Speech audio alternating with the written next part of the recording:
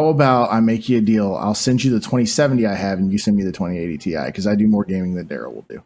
You don't know that. You don't know. I do know that. You literally said you would never play PC ever. You don't know. So don't fucking play like that ever again. Get me a 2080 Ti and see what I do. Nothing. You're going to stream PS Now with it. That's what you're going to do. I feel the minutes count down on the clock again. Feel like I'm playing in a game that I can never win.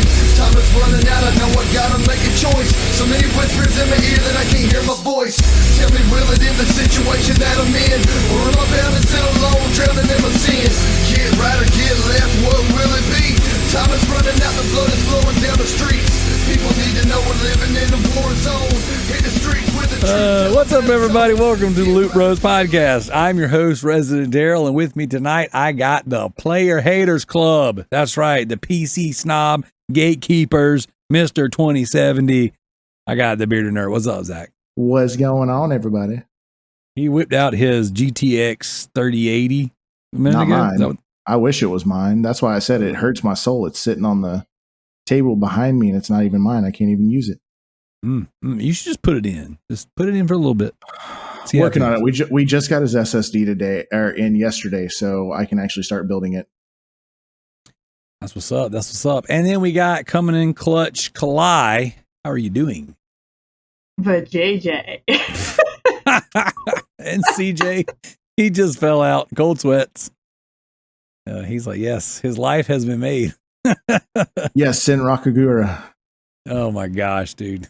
He sent me a message the other day. He was like playing Sin Rakagura. He goes, man, how did you make it through this? It even made me blush. I was like, man, just close my eyes and hit buttons. Hope I made it through. All right, guys, this is Loot Bros Podcast. We are here to talk about some video games.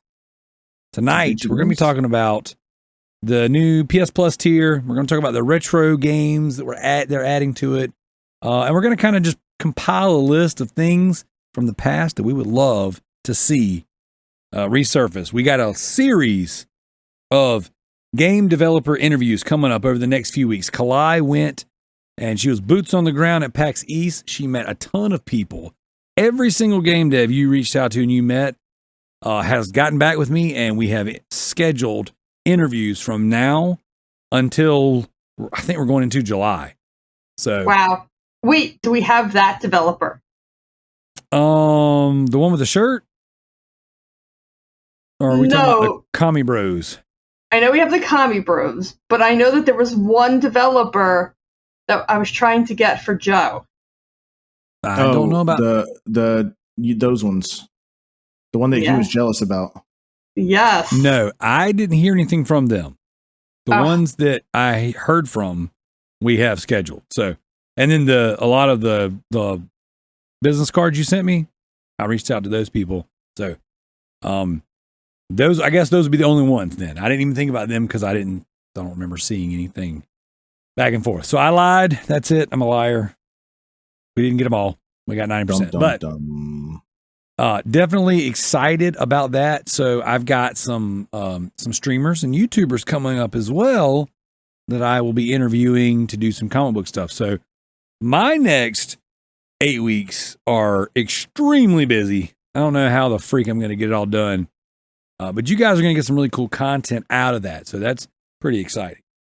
So everything's going to go to the Loot Bros Patreon first, whether it be Comic Cast stuff, whether it be special game dev stuff, all the cool things we got lined up. And of course, we will be adding a majority of that stuff to the main show proper. Shout out to all of the Patreon supporters, all of our Patreon producers. Thank you guys so much for everything you do. Rounding out, this is our toast time, by the way, too. So if you got cans, go ahead and get them ready. Toast. But rounding out our Patreon producers for the month, we have Redbeard Rick, we have My Name is Effing Mayo, and MZ Nitro. Thank you guys. Thank you, MZ, for sticking with us. MZ is the man. Thank you, MZ. Just really laying it on you right now, Kalai. He got you twice, back to back with some good stuff. So here we go. We're toasting to our Patreon producers. We are toasting to Kalai, making big moves in life. Yeah, doing that good stuff. We're toasting to Zach. We're glad you're back in town. Yeah, because you can go actually ahead. hear me now. Just get that 30. Well, I mean, you to talk a little bit louder. I mean, you can hear me better now. I mean, I got the sound waves moving. Yeah, much better. Now you can take that 3080. Just put it in. Just put it in your PC. In mine. Play it in for a little bit. You can test it. Tell your friends, hey man, I'm doing this for you. He told me after I assemble the whole thing, I can test his PC until he gets back. So, where's he at? He is overseas on deployment. All right, I will make sure he stays there. I'll hack into the system. No, we should also toast to him for being overseas. Oh yeah, and for all his services. He literally he's not anywhere special. I can say what country he's in. He's in Japanistan. So Japanistan. Oh wow, I think that's where all the animes are made. So shout out to him. I'm getting stuff all over my keyboard. What the? Actually, Funimation's headquarters is in Texas. Believe it or not. Everything's bigger in Texas. So it makes sense. It's a big work there. Here we go.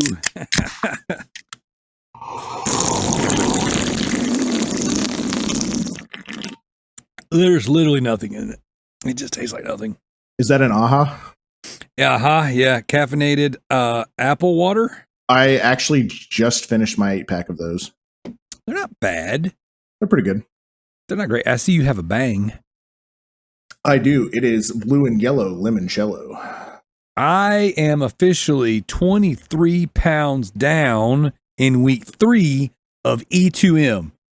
So, homie is doing a good job, but man, I'm telling you, I miss Monster so bad. I miss steak. Oh, yeah. I miss fried chicken. Oh my gosh. I bought pizza for my kids tonight. It was so hard not to eat it.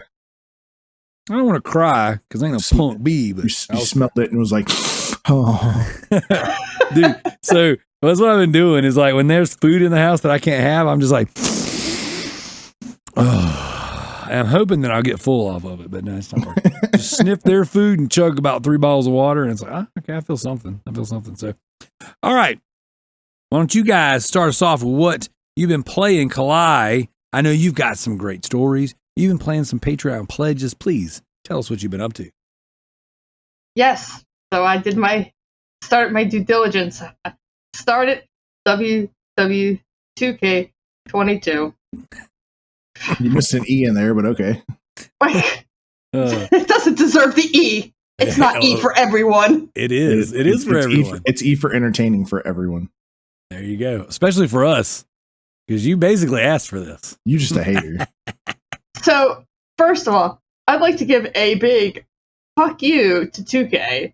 Because if you're going to put your game on PC, and I have to create an account to play your game, which apparently you do. You have to create it. Now I have a stupid 2K account out of this crap. Why? Why can't I use my keyboard as a PC player to enter my information? I literally had to use my controller to enter. Yes. Yes. So that's how it started off. But it gets better. One of us. Yep. So that's amazing. I did the tutorial because I was like, fuck it, I better do this tutorial. I got through the tutorial, which is the Gulag way, if you've ever played the tutorial. I know, Darrell, did you play it? Oh, yeah. So I start playing the game, and I'm like, what the hell? This game is like absolutely so fast. How am I supposed to push the buttons that I'm supposed to counter? Because it flashes the button. I'm like, what the hell is wrong with this? So now I'm running downstairs to my husband who's doing dishes, and I'm like, Jim, I don't think that W2K can use the 12 core that I've just put in my machine. I think it's too fast for it. He's like, no, Kalai, that's not a thing anymore. Because anybody who plays PC knows that older games can't run on the newer stuff because it's just too fast. If you've ever seen an older version of a game able to run, it will run at like 1,000,000 miles a minute because it's just processing so fast. I'm like, no, come take a look. So now I'm on YouTube looking up the match. I'm watching it. I'm like, how come mine's not at that speed? So then I'm showing my husband. My husband's like, what the hell? Maybe there's a setting. We're looking through all the settings. Finally, I look it up. It's a known issue. Apparently, they automatically turn on twice the amount of speed on the game. So I was like, oh, crap. So I turned that down. So now I'm doing the first match. Now I have to listen to the entire life story of Rey Mysterio. Yeah, which of course I'm like, why am I playing this guy? Why can't I play The Rock?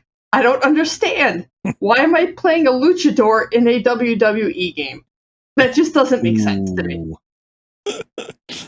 To the uninitiated, it might not, but to us seasoned veterans, he is one of the best.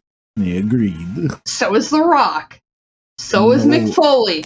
So is The Undertaker. Actually, The Rock's I agree with 2 and 3. I don't agree with 1.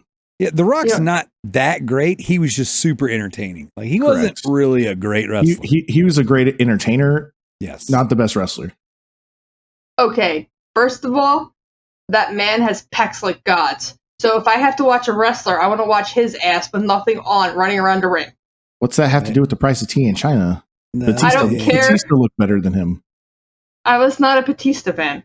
The Rock is Samoan, just close to Hawaiian, so he's got that bronze gold going. Oh, so sexy. So Batista's Italian. Yep. I'm not into Italians. Yeah, well, and then here you are struggling in WWE 2K20 because you're a racist. Wasn't going to go that far, but So now I'm doing the moves. I'm like, yes, I got the first one. I just have to do light attacks. Get this. Took me forever to get the second one, but I understood the second one. It took me a while. I didn't understand what I was trying to do. Couldn't find the run button. I was like, Gulak didn't tell me how to fucking run. So now I'm like, what? So now I'm on the internet trying to find out how to run in WWE2K. Oh my gosh, that is so. It's the left trigger. Well, now I know that. So I got that one through. Then, Darrell, have you done any of the showcase? Yeah, I've done all of it. I just didn't. I didn't get credit. I can't do the last match because I didn't do all the objectives. But I didn't realize you had to do the objectives too. A lot of these wrestling campaigns, you don't have to do everything. A lot of times it's like it's bonus stuff or bonus footage or whatever. With this one, you actually have to do all the objectives. So I just got to go back and do it. So. Is there any way I could play the game without having to do the objectives? I mean, you can. You just can't beat the campaign. Yeah, you won't actually beat the game and get it off of the pledge list unless you hit every objective in a match. Another tip for you, Kalai, if you're having a hard time doing something, if you hit the start button and look at the thing that tells you what to do, it'll actually tell you how to do that certain. Oh yeah, let me get to that one. Let me absolutely get to that one. So it tells me to run. I'm like, it tells me to run. It doesn't tell me the fucking button. Okay, got that. Get to the next one. I have to pin them in a corner. Oh my god. So now I'm like, get in the corner. I'm like, this match is lasting forever because I can't get him into the corner. Grapple, left bumper, drag him over to the corner. It didn't tell me that. Well, you're welcome. Didn't tell me. I know. Wait. So I managed to finally do it. I was like, yes. Then I get to the last objective, which is to do the black backflip DDT.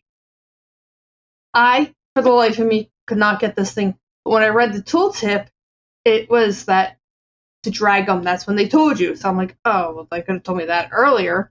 So here I am. I keep pausing. I cannot get him to do the black flip because I don't understand how to get him to do the backflip DDT.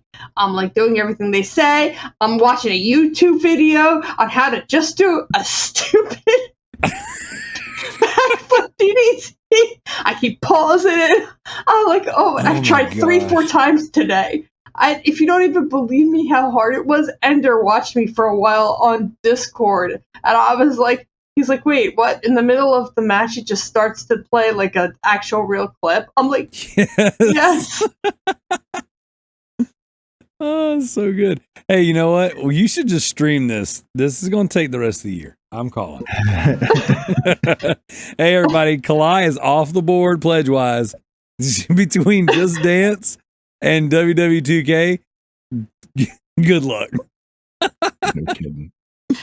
Yeah, so it's been a day. It's been a day. Oh my gosh. You're going to be a wrestling fan before you know it.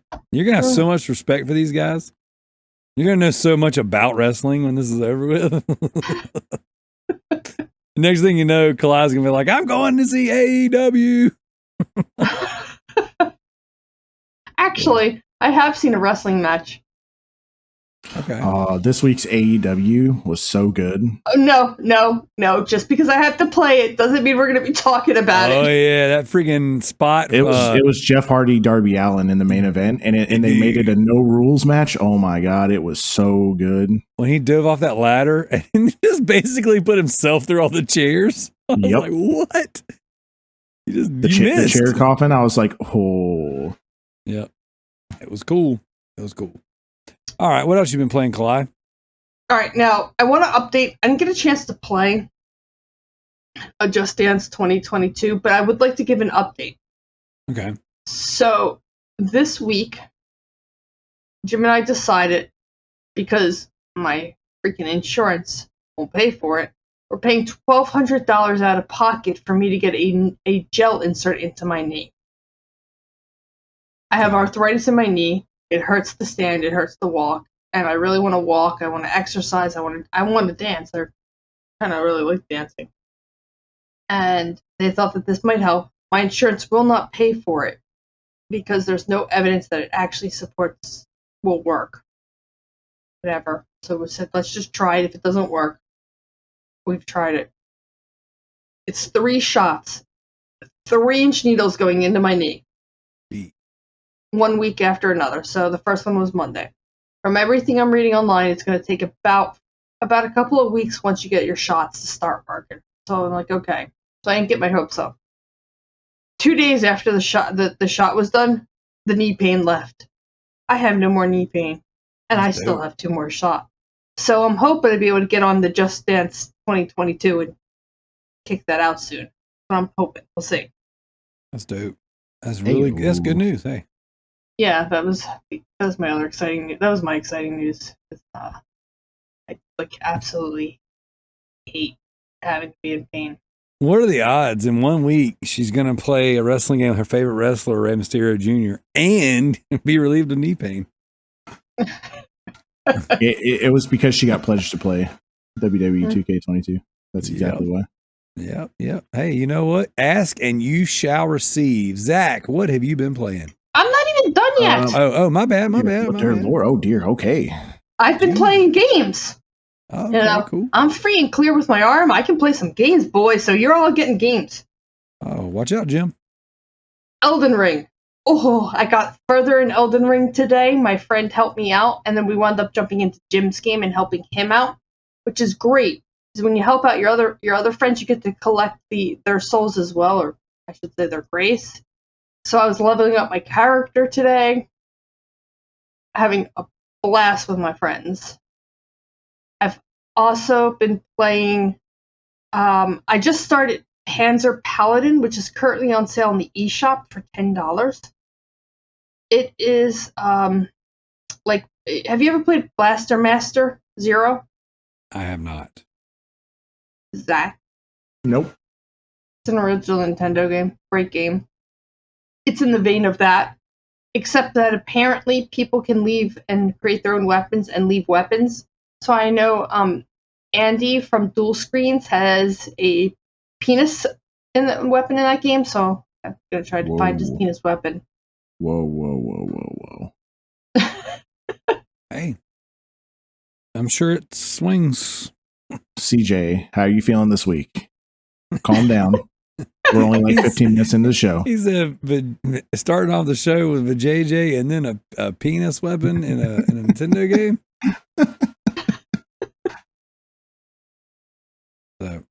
Yeah, so I've been actually able to play some games this week. And that's cool. Since I haven't been here in 2 weeks, I actually got further in Hades. I actually got to Hades for the first time ever. I'm getting better at that game. Doopy. Wow. Chicka. So. That's cool. Anything else? No, that's about it for me. All right, Zach, my awesome, cool segue earlier. You can now proceed. Oh boy. So I have been playing. I started Sleeping Dogs this morning. I'm enjoying it so far. I also for a majority of the day though, I've been playing with my wife. We've been playing 7 Days to Die. Okay. Which is if you like survival games, Darrell, if you liked Minecraft, you'll probably like this one. It's a zombie survival Minecraft type game. I have played it. We really enjoy playing like those kind of games together. So, but it was a lot of fun. We've died quite a bit already because it is such an unforgiving game. It and it's bad. Like you have to do like everything super duper. Like if you're loud, zombies are gonna come. You're knocking down a tree, you knock a tree down, they're gonna come. And as the days go forward, it just gets worse and worse and worse. But it is a lot of fun. Let's see, Sleeping Dogs. I am really, really enjoying it so far. The movement is it is very Arkham-esque. If actually feels more Mirror's Edge, like free running, Okay. which is cool. And the combat, yeah, I would agree. The combat is very Arkham-esque, and I enjoyed the combos and how easy it is to kind of chain everything together. And the new season of Apex started this week, so I started playing the new season of Apex this week. There you go. And that's about all I have been playing. Quick question. Just I mean, kind of related. Quick answer. Related. Have you been watching the Halo TV series? I actually am not caught up because I'm also watching Mayans, and then I watch like every wrestling promotion ever. So Priorities. Okay.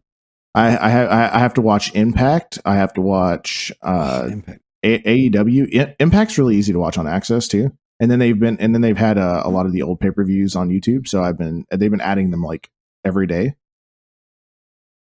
But no, and then the wife and I have started on the adventure of watching all of the Star Wars movies from in timeline order, not release order. So we've been watching those with our daughter every night. Oh, that's pretty cool. Kalai, have you been watching the Halo episode? I have. How is it? I really, really like it. They do definitely make a lot of good references to the original video game, like in the little things that they do.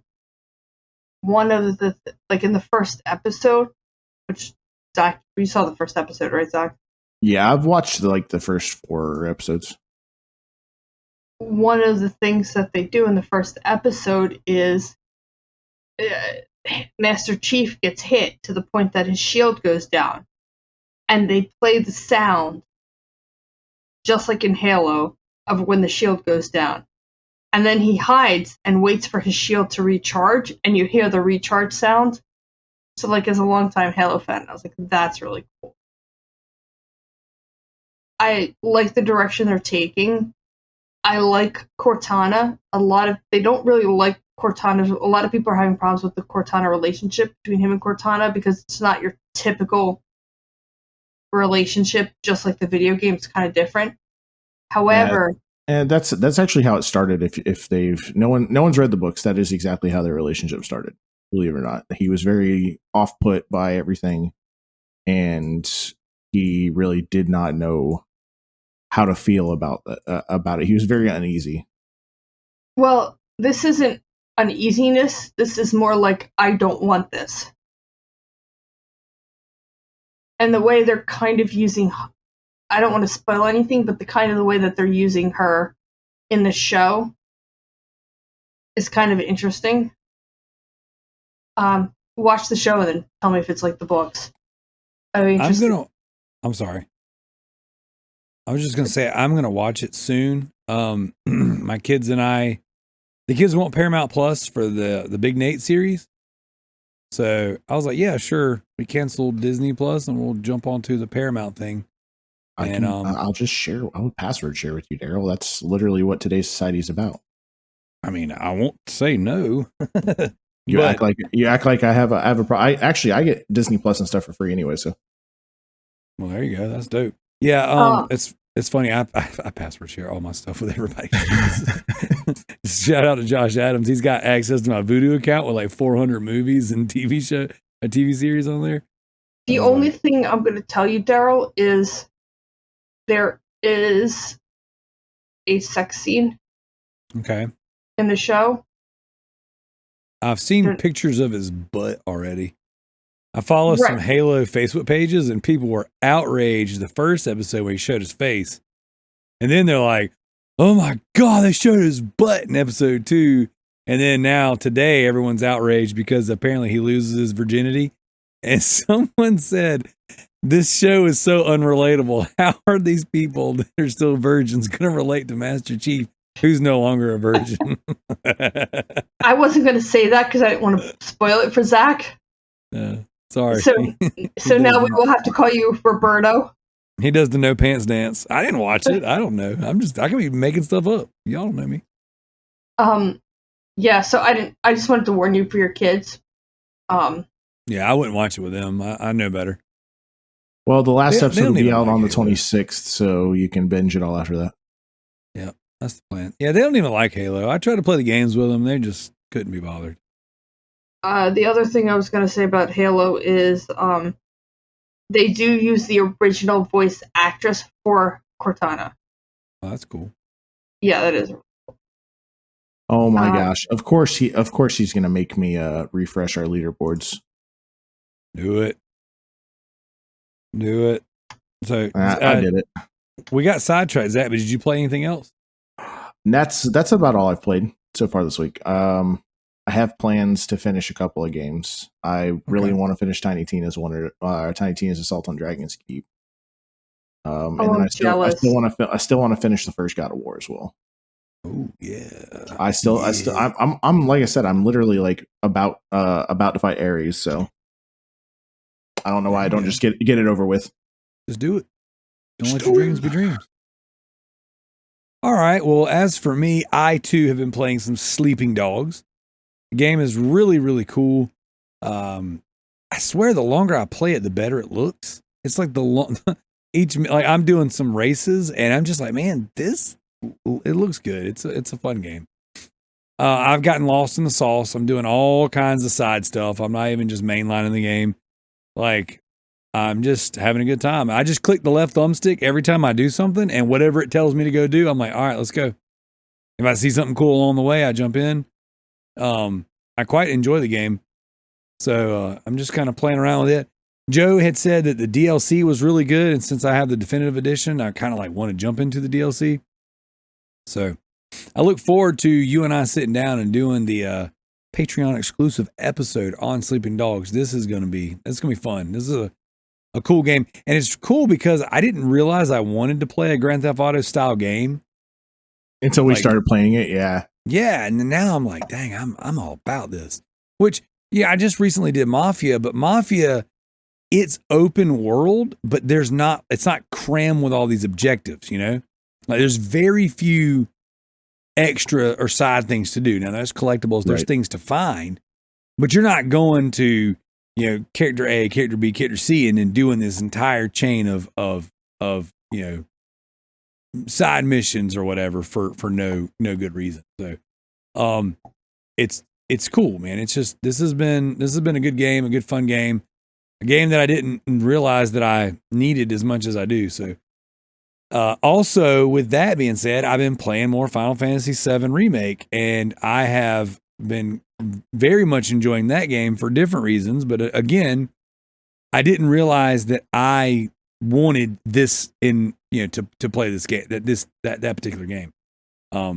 That's been another fun one. The kids and I beat Minecraft finally. Now I've already beaten the games. I've gotten the platinum in Minecraft, all that stuff. But what we've been doing is we've been working on this particular world and trying to get to the end and fight the Ender Dragon and all that stuff, because Paxton has never done that before. Noah and I have done it. You know, we've done it on a couple of different, you know, platforms or whatever. But so that was cool. We did that. You know, and there's like a one time that you can get the credits in that game. It's after you beat the Ender Dragon and then jump through the final portal. So we did that. That was a lot of fun. We've been spending time in the Nether, just, you know, gathering resources to do cool things. And I've never beaten the Wither. That's not required to beat the game, nor is it. But there is a trophy associated with it, a DLC trophy. So that's our next big objective with our world, is to beat the Wither. So we're gonna kind of comb through at least the non-multiplayer stuff, the DLC trophies. We're gonna do all that, and then so we beat that. I beat Layers of Fear, and I beat Mother Russia Bleeds. So that is a cool game. It is a side scroll beat 'em up, but it is the most goriest adult side scroll beat 'em up I've ever seen in my life. Like it's freaking awesome. It's a Devolver Digital published game. It's like there's a lot of crime and a lot of like war kind of going on. And I'm not saying like war like against other countries, like civil unrest going on in Russia. And this political figure has kind of taken over, and he's been experimenting on people. And you essentially, you kind of like go into, you just go mission to mission, Streets of Rage style, beating the crap out of people. You can like take these drugs that cause you to be like super OP, and you can, you obviously, you knock people across the map. You're punching their faces off. Like when a character gets downed, if there's still brain matter, you can take your syringe and suck the brain matter out. That's how you heal yourself. Or you can take it like a drug and get yourself super OP. And like you can grab bodies and break them over your knee, pick up weapons, shoot their heads off, like swords, cut their heads off. Like it is such a gory, crazy game.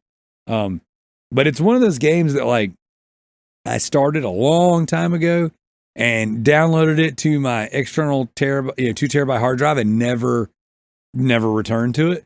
So with the PlayStation 5, you can hook up an external hard drive and you can load it slap full of PS4 games.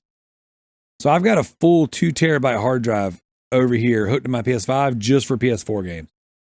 And I'm just going down the list. I'm like, what can I beat? What can I beat? And so I knocked that out. I had a little bit of time to actually play this week, which is really nice. My wife's out of town, so I'm able to play some games.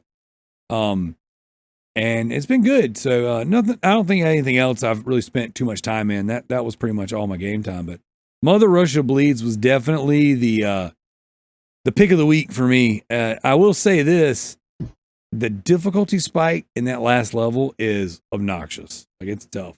Like it was annoying, but it's a fun game. 4-player couch co-op. Like you can set bots. That's what I did. I played it with 3 bots as well too. So fun game. Totally recommend it. So, Zach, you want to take us over to the leaderboards? Yeah, there. I can certainly do that. All right. Starting with the I'm Styling on You leaderboards. This week is the JT leaderboards. In first place, we got the Alpha Segal with 8,500 achievement points. Good. In second place, we got I'm Styling on You Bro with 2,704 achievement points. He is finally back to work. You can tell. In third place, we got Mr. Sony Pony to You with 2,100 achievement points. And in fourth place, we got GDI Master Race with 370 achievement points. And in fifth place, rounding us out, is Sadik with 190 achievement points. Sadik definitely took a big jump from last week to this week, for sure. Nice. And in first place this week on the True Trophies leaderboard, a man that has been on the leaderboards but has never topped it until now, we have Stink Palm with 264 trophies. Yes, he is super proud of himself because he decided he was going to dethrone the donk. He did. Yes, and just a shout out because I just peeked at the questions. Ooh. And then the Affectatious Donk is in second place with 256 trophies. Got him by 8 this week. In third place, we got Redbeard Rick. And he is going back through Arkham Asylum. And in fourth place is the Loot Bros' own host, Mr. Residentdarrell, with 28 trophies. And then in fifth place, rounding us out, is No Show Joe with 26 trophies. There you go. Hashtag Wait. Joe Sucks Bananas. That's exactly what I was going to ask. What did you say in the chat? We were asking who's in and out this week, and he's like, I'm out. I've spent time with family cleaning the house, and I'm just like, my hashtag Joe Sucks Bananas still stands. Well, funny story actually, because I talk to Joe every week, like every Tuesday, and him and I call each other. We talk to each other on the way home from work. So he's like, "Yeah, I'm gonna tell you all about how I like absolutely, crushed it." And I don't even remember the story he was telling me, but he's gonna tell us a story this week on the podcast. I'm like, okay. And then I was like, he was telling me, oh yeah, this weekend I have 2 parties for my 6-year-old daughter, one on Saturday, and on Sunday we have 40 people coming to the house to celebrate her birthday, which most of them are children. So he's like, I might not make it to the podcast this week. I'm like, oh, that just makes more sense. Yeah, you should probably not try to do that. Right. So, that's awesome. Darrell, you got our backlog beat down? I actually have our backlog beat down. I'm already on it. Here we go, Kalai. Getting it. I have I'm Styling on You Bro at 88 points. I'm breaking 100 soon. Oh, yeah. CJ with 63. Redbeard Rick with 59. Ed. I'm just going to Ed. Diego. Call him Diego. Yep, Diego. Oh. Darrell with 39. JT with 39. Gareth with 35. Zach, you've got 17. So does James the nerd. Oh boy. Let's see. I just want you to know I'm down here at 2 with Wow, it's Brandy. Yeah, technically Wow is Brandy has 4. I just haven't updated it. But I keep forgetting. We do the show and I'm like, dang, Brandy's got 4 points. I should put that on there. Well, funny story. I forget. Funny story, right before we recorded, Jim beat another game, so he's actually at 3 points ahead of me. Oh, yeah, get it. That's what's up. All right, you guys ready to head into our community questions? Let's do it. Now, I specifically said, let's do some fun stuff.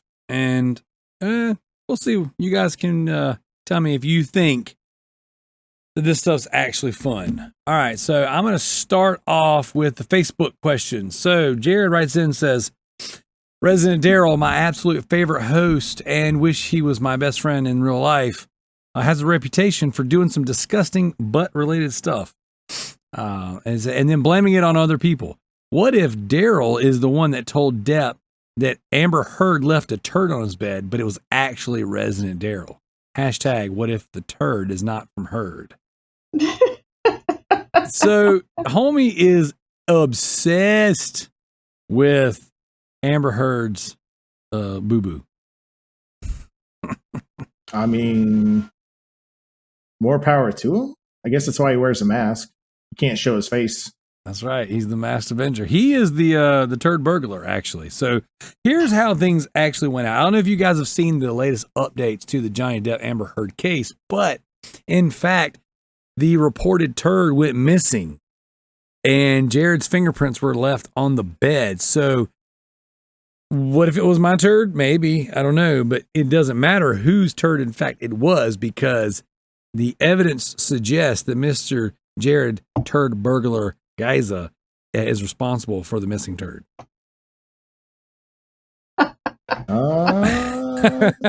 So he is the maid. What if it was Jared in the bedroom with the spatula? Well, wait. Should we really say maybe it should be measured, Darrell? Because if it doesn't fit, you must acquit. That's right. Jared is innocent until proven guilty, so we're going to leave that one alone. Jared also writes in and he says, Dumbledore, gay. Grindelwald, gay. Voldemort, probably gay. Gandalf, the actor, is actually really gay. Why are the most powerful wizards gay? Johnny Depp was Grindelwald in the second Fantastic Beasts movie. He was supposed to be gay, and I don't believe it in his acting. If Depp is not a believably gay wizard, how can we believe him in the Amber Heard left a turd on my bed story? What if the turd is not from Heard? I think he needs to join that Facebook group that only has 1,000 people in it, and it's justice for Amber. It's ridiculous. I saw it this week, and I'm pretty sure about 80% of the people that are in that group are just people there to meme the other 200 people. Yeah. Somebody was like, "Please tell me this is a satire group." I'm just the guy that leads it is kind of weird, so probably not. I don't know. I don't know. So where do you guys stand on the gay wizards? Like, is there something in the wand that inevitably turns you gay? Or is it where is it the fact that you don't have a wand sheath, so you need to keister the wand, and over time, a side effect of wand keistering is just that, I'm just a gay wizard now. I mean, was Dumbledore gay? Did that actually come out, or was the actor gay? The actor himself. Yeah, that's what I thought. But apparently in the new Fantastic Beasts movie, they're trying to say that Dumbledore and Grindelwald, the reason why they haven't actually killed each other is because they were in love when they were kids or something like that. I read it. I didn't watch it, so I don't know. But it seems like a little bit of like gay retconning from what I understand. I talked to a friend of mine who went and saw the movie, and he's like, yeah, it seems like they're trying to reverse course on this particular character. And he said, but it's not like, they're not like overly explicit with it. So it could go either way depending on how it's received. Who knows? But I don't know. I feel like it's a lot of people trying to, graduate towards societal norms anymore. It's a lot of people trying to play the politics and utilize what's going on in our own society to. Oh yeah. I mean, they got to tokenize a character on everything now. I mean, everything, like, you can't, like, not choosing a side on the matter, you know what I'm saying? Right. Like, entertainment as a whole, it just seems like, oh, wait, we got to check the boxes, And it's, my pet peeve in general is when you retcon things so that they can then check the boxes, opposed to create the new thing that is whatever, you want it to be. It feels to me in a lot of cases, again, I hadn't seen this movie, so I can't speak to it, but it seems like in a lot of cases, the diversity checklist outweighs creative liberties. And even if it's not the case, sometimes the presentation comes off that way. Right. So, but I do stand by the fact that I think it's when you look at like a samurai film, right? You see, hey baby, you see where they put the sword, right? When you watch Ninja Turtles, you see where Leonardo puts the sword. When you watch these movies, you don't see where the wand goes. I'm just saying. Saying. What do you guys think? I'm not even going to comment on that. You're fired. I mean, you know what? If it fits, it must have quit. I mean, it's Johnny Depp. I could never actually believe that Johnny Depp is gay, only because I grew up with Johnny Depp. I'm old enough that Johnny Depp was the guy you had a crush on. What if his real name's Johnny Deep? You can go deep on me. Oh! Whoa! Too far. We got some competition, apparently. All right, well, let's get out of here on that. For a Nightmare on Elm Street, call Kalai. Oh goodness! All right, I'm gonna leave that one alone. We're gonna head on over to our Discord. We got some cool memes. All right, shout out to Ender, old Matt G, for his Willy Wonka meme about Ninja Loot. Thank you for that. That's all. We enjoy the love. We're gonna skip down. I'm not gonna read memes on the show because that just seems like something the trophy skanks would do. Like, that just, to me, that's just not good audio. But I'm Styling on You, bro, writes in. He says, do you think anyone on the jury buys Amber Heard's testimony, considering that when she cries, there are no tears, there's no snot, or any other involuntary bodily functions that happen when you actually cry? Now, before we give an answer, I actually want to, pitch it to you guys. What other involuntary bodily functions happen when you cry besides tears and snot? I mean, in all fairness, she also took a bump on the stand. Too. She sure did, man. Like that joke is legit. And no one said anything. You're just sitting there, just like, really? Like, you can tell you did because you're like, how about sniff, How about the bottle of? She had a bottle of water and another bottle of water that she kept putting in and out of her pocket when people get near. Oh my god. I don't know. Well, I know if I cry, I get red faced because I have a lighter skin tone, and she's pretty damn white. So. Yeah, she's giving white people a bad name on all that juju she's putting out there. I have another question. Why is our entire followers just obsessed with the Amber Heard? Do we need to do a podcast about that? Well, the thing is I think Amber Heard dropped a turd. Like, let's just start with that. She pooped in a man's bed, and our listeners love Dookie. I mean, they want poop sock merchandise. It's like, hey, we can talk video games for 3 hours. Hey guys, leave any feedback. Let us know what you think of the show. Crickets. A 5-minute story where you talk about farting on someone, and it's like, oh my god, the Loot Bros are my favorite show. They just farted on someone. This is so good. And then probably for 6 weeks, it's like, you remember that time that Darrell told that story where he farted on somebody? Oh my gosh. Kalai leaned over in her desk and she farted. Like, our listeners love farts and turds. And also, this isn't just anybody. This is Queen Mara, the bride of Aquaman. Not anymore. Well, she was. Not anymore. Also, I mean, she's been married to Jack Sparrow. I mean, like, she's like a very important piece of our culture. Nerds unite and celebrate Amber Heard. And now she has a turd. And they love it. They worship it. She is a psychopath. You guys can't see Kalai's.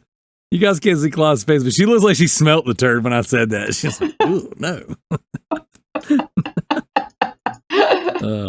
I don't know. I don't know why the obsession. I don't know. This is what I think. All right, and this is me putting my tinfoil hat on.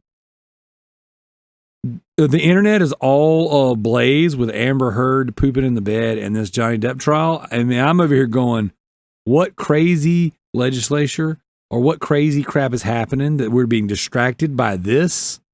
Well, this is over here is actually happening. I can actually tell you one thing right now.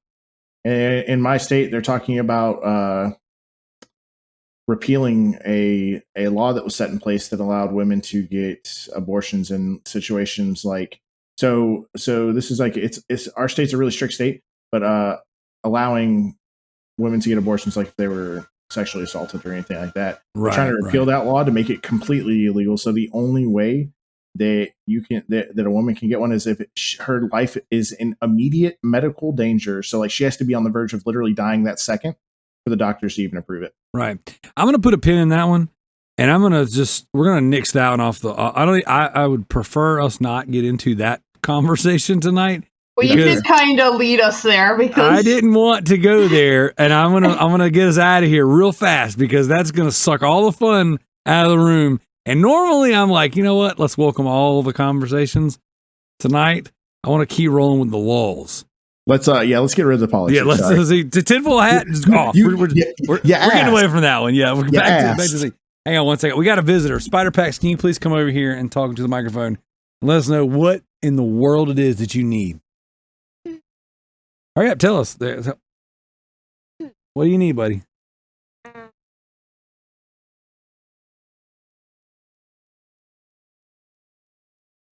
The Hawaiian Punch? Absolutely. Love you. As long as you don't pick your nose.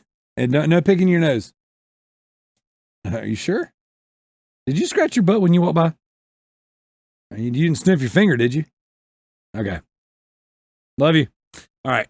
So the next questions we have are from a very special OG in the Loot Bros family. We have the T-Bird. He writes in, he goes, what is the weirdest smell that you have ever smelled? Kalai, what's the weirdest smell that you've ever smelled? God, that's something I would register. I have no idea.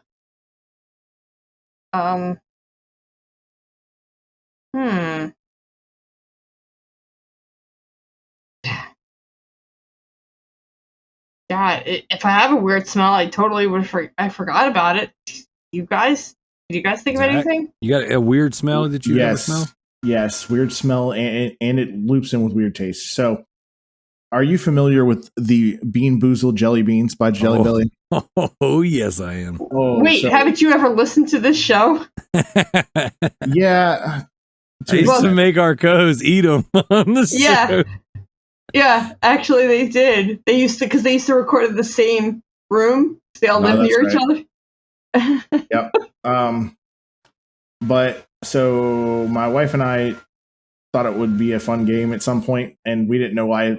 Like when Facebook first started doing like Facebook Live, where you could interact with all your friends and stuff, and they could watch you do stupid stuff. So I have two memories that come up in my my memories every year. And I think the worst one that I've ever tasted in my entire life, and I will never, ever eat it again, even if it meant saving somebody else's life, was canned dog food. Oh, dude, yes. That one was, I don't know why it was so bad. Like I could do vomit. I could do anything, any of the other flavors. Booger. But that one was so like distinctly like tasted just like the smell of opening a can of like Friskies or a can of Old Roy. And it was horrendous. It tasted so. I was like, I can't do this. I can't. Wild how like as soon as that got in my mouth, it tasted like dog food smelled. And it didn't like leave your mouth either. Nope. That was the even worst part about it. That's I think that's been like the only time that something like that ever made me throw up. Yep, dude. Funny story. So we were at the beach and one weekend, and we had my grandmother over because my grandma, up until my grandfather passed away, she would go stay at the beach during the winter months. It was what they call snowbirds, and it helps her asthma a lot to be near the salt water. And my mother-in-law came up with us, and this is the first time we ever had these two women together in like a casual setting, not like a wedding or a birthday or something, you know. And and my grandma is the sweetest woman that ever walked this friggin' earth, you know. And her and my mother-in-law got along so well. But my grandma loves jelly beans and she loves Bean Boozled. So what we would do is we get together and we play cards, and whoever loses has to eat Bean Boozled, right? Okay. And that's kind of like a thing we do with my grandma and my kids. So one night, my mother-in-law, she's over at the hotel with us. We're all playing cards, and I grabbed regular Jelly Bellies and put them in this container and said they were Bean Boozled, right? My mother-in-law, who was so terrified of eating vomit, rotten eggs, or dog food, had convinced herself that no matter what she got, it was nasty. Now, there was not a single real Bean Boozled in the container. She loses the game, and we're all like, all right, Donna, you got to do this. And we made this whole big production, and she starts eating jelly beans. I kid you not. She's like, and she's like spitting up into a trash can, but it's just regular jelly beans. She was so worked up and had such a production right before she got to where she actually ate the jelly bean. Then in her mind, she was eating Duke. Like in her mind, she was eating the worst possible thing in the world. It was hilarious. Those things are disgusting. Rotten eggs, curdled milk. Oh yeah, booger. Those are bad, but that dog food one I just couldn't. Dog food takes the cake. I agree with you because that gets in your sinus cavity and doesn't go anywhere. For whatever reason, I'll never understand. I agree with T. I guess T-Bird. He's a Bean Boozled champion. We would sit at the table, and I don't even remember what the dumb rules were about having to eat Bean Boozled. Freaking Tanner would just take it like a champ. Like he's a beast. So, I gotta say, whenever this question popped in my head, Bean Boozled, dog food, that was the first thing popped in my head. Burning farts, is a very distinct smell, and to kind of a little bit of a callback to the farting on the lighters and things like that. Like it's not a terrible smell, but it's not a good smell. But like a normal fart is like, ugh, that's gross. But a fart on fire, it's like, ooh, that's weird. I've never smelled that. You should treat yourself. So if you guys have never listened to the Luke Brothers from like back in the day when they actually recorded together. I'm going to tell you a story. It's all this fart talk reminds it of me. So, do you remember the time that Frosty decided he wanted to make the Loop Bros better? So he figured to do that, he'd reach out to listeners that he knew and say what could make it better.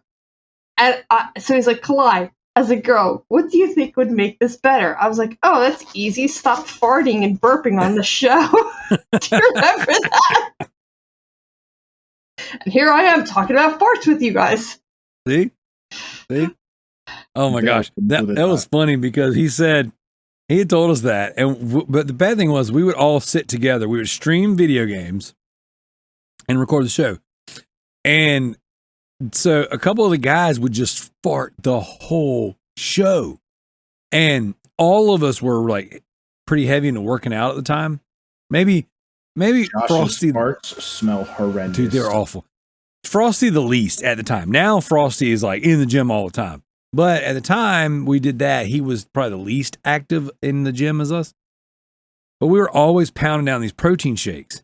And like we all had these nasty, awful protein farts.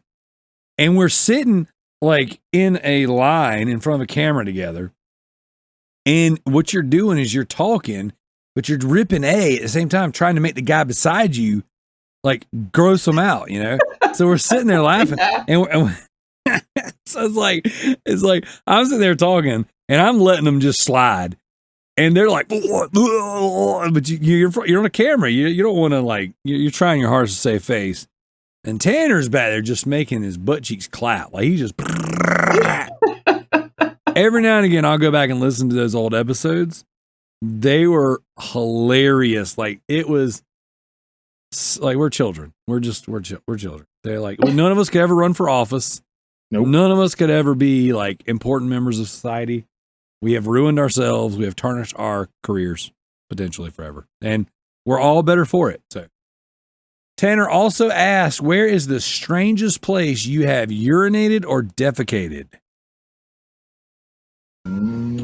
Heard you pee poop that wasn't normal. I got a story while y'all are thinking. This one isn't me. This one's Spider Packs last weekend. Oh, last weekend. Yeah, last weekend. Now this is a weird one, and it's not weird like you would think. Parents, you'll resonate with this one. So last weekend was Mother's Day, and we went yard selling with my mom on Saturday after the soccer game. Excuse me. And there's like it's really I guess there's a really nice, expensive neighborhood that had 94 houses all doing a yard sale.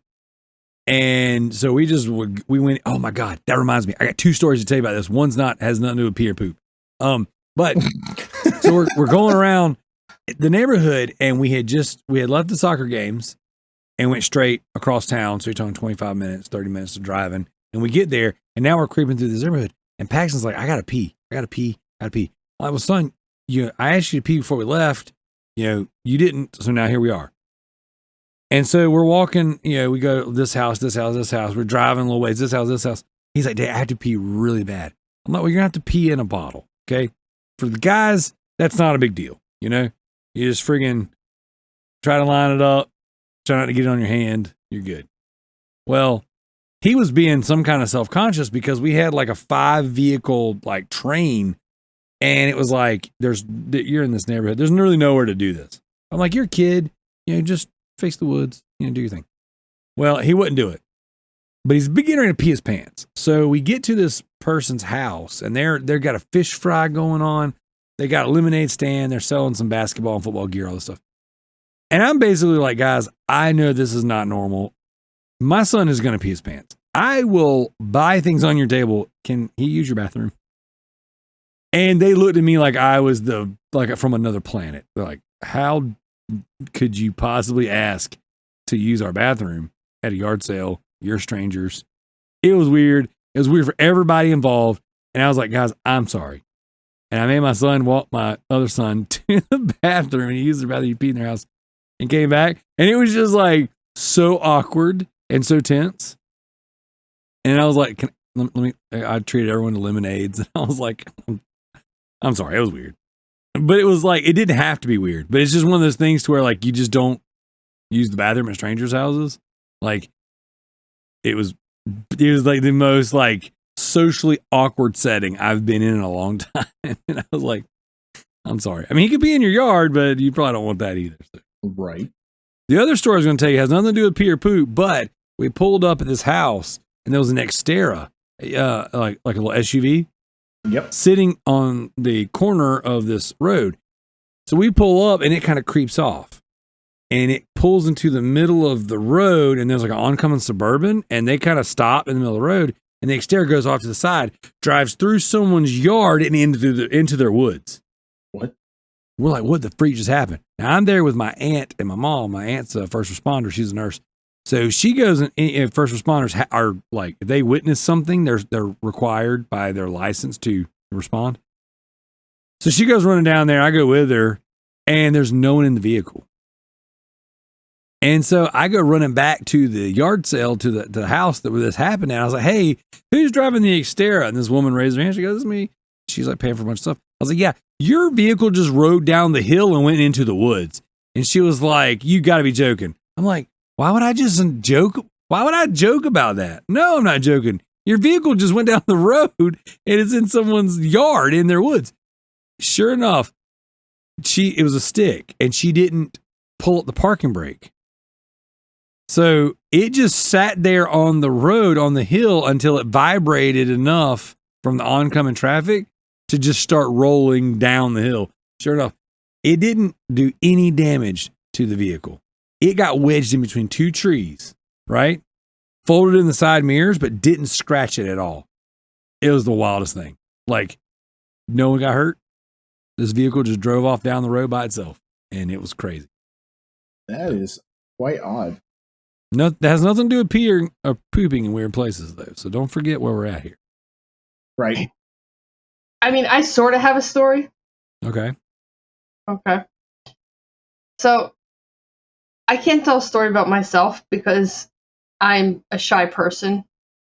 And so, like, I don't even like the thought of having to pee on it. Like if you're in a hospital, you have to pee on, like, a portable toilet or something. I can't even stand that thought. Okay. But the best man at my wedding, not so shy. Mm-hmm. So, we were at a mini golf, putt-putt golf, playing. And I swear to God, he was like, I gotta poop. We're like, okay, it's right, the building's right there, go ahead. He's like, no, I'm not gonna walk in, I'm not gonna walk all the way in there. He goes, I want you to guard each entrance, and I'm just gonna poop in this planter. And he literally took a shit in a plant. Oh my God. So, that's about the best story I can give you guys. That's terrible. I know, we were like, oh my God. God, can you imagine being the maintenance person that was like, had to clean the planter out? Exactly. Could you, what would you do? I'm like, nope, not doing that. Not today. That's crazy. What about you, Zach? Weirdest place you ever peed or pooped? I mean, I think it's supposed to be pretty normal for most people to do this anyways. Well, most of the time when I go fishing, I usually do it off the dock, but a couple times we went on a boat and everyone's like, yeah, you know, it's normal to poop off the side of the boat. And I'm just like, no, it's not. I really don't think it is. and it was just weird. I don't know. Like,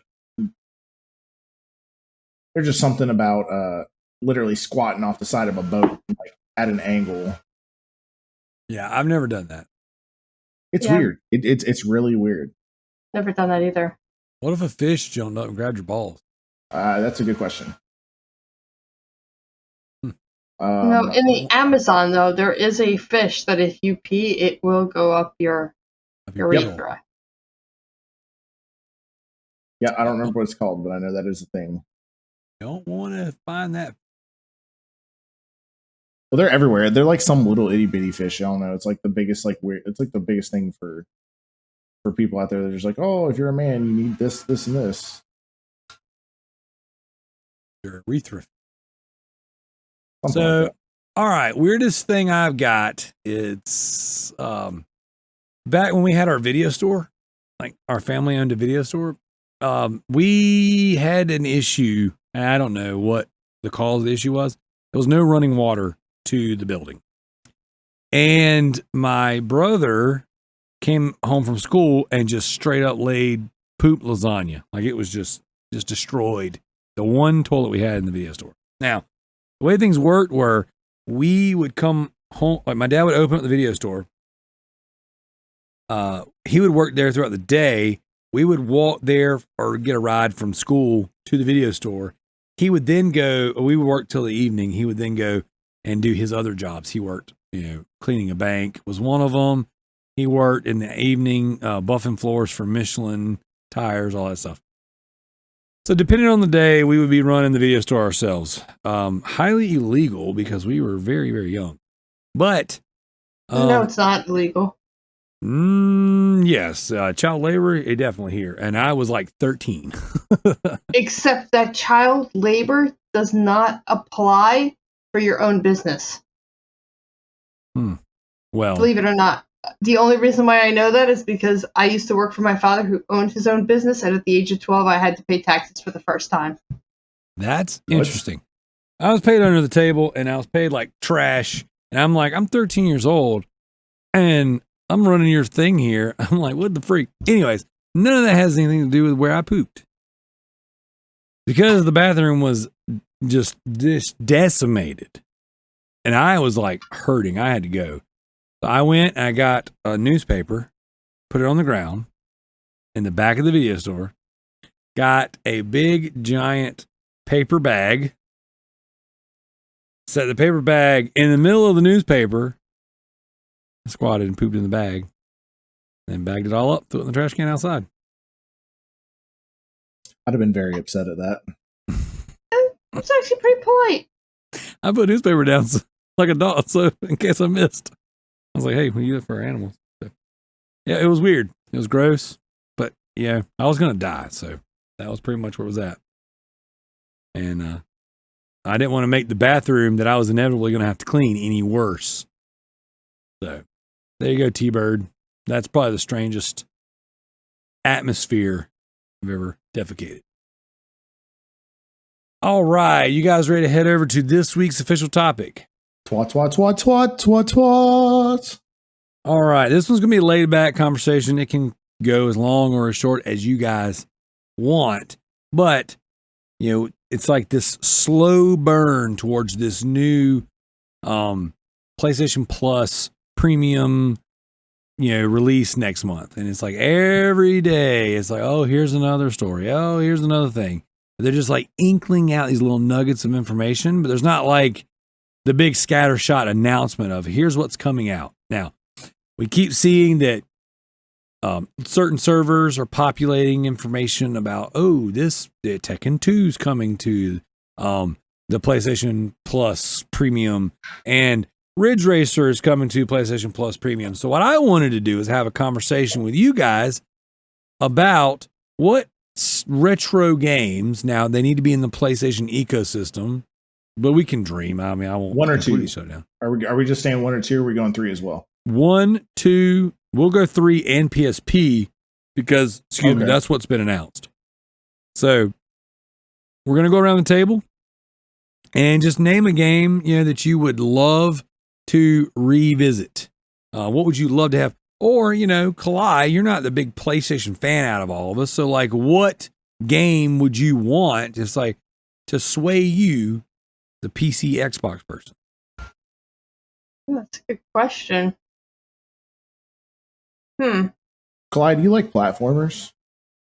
A little bit, yeah. Like the 3D platformers from like back in the day? Seemed back in my day it was 2D. I'm bad at 3D. You're bad at 3D? Okay. Never mind. I can't recommend you one then. Yeah, exactly. Now I'm playing the new I could recommend you one, but I'd try it. What one?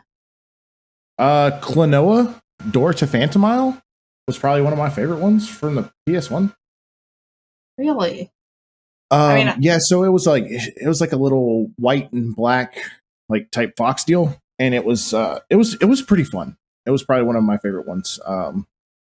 They also came out with a second one, I believe, for the PS2. Let me see real quick. But go ahead.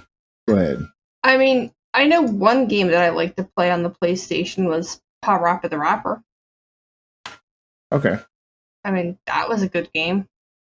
Have you played that game before? No. I've heard many good things about it. I mean, I had a PlayStation, but I had a PlayStation for mostly Final Fantasies because I was really obsessed with Final Fantasy. That's fair. So what Final Fantasy game would you want then? Well, the only problem is Final Fantasy VII was the real reason, but we've had a million remakes of that. Okay. You know what I mean? I mean, like, and I was a big fan of Super Turbo Street Fighter, the little gem breaking game. It's a good game. Uh-huh. Well, like I said, that was actually going to be one of mine. Since we were talking about it, Klonoa Door to Phantom Isle. It was one of the very first 3D platformers that I played on the PlayStation, and it was fantastic. Highly recommend it for anybody. Darrell, have you ever played that game? I haven't. I've never even heard of that. Klonoa. You ever seen so he was kind of like, everyone called him like a knockoff Sonic. It was black and white, like fox looking dude. That had like a little droplet following him. The game is actually really good. They actually made a series out of it, and I just saw it, and I didn't know it. I just saw that they were going to be releasing a game for the Switch with it. Oh wow! Next month, actually. So that'll be fun. That's dope. Yeah. I never played that game, but man, just there's some things, some names getting kind of tossed around, and like. I want the Legacy of Kain, the Soul Reaver Legacy of Kain game. I want that on here. Oh, so Amy Hennig, the chick that wrote the Uncharted games, right?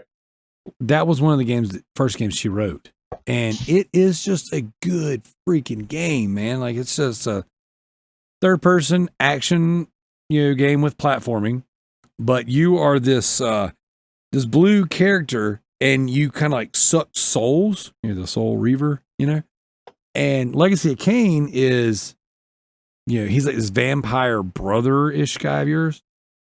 And you guys are kind of feuding, but then sometimes you have to work together. It's just so good. Such an excellent game. Haven't played it since the PS2 days.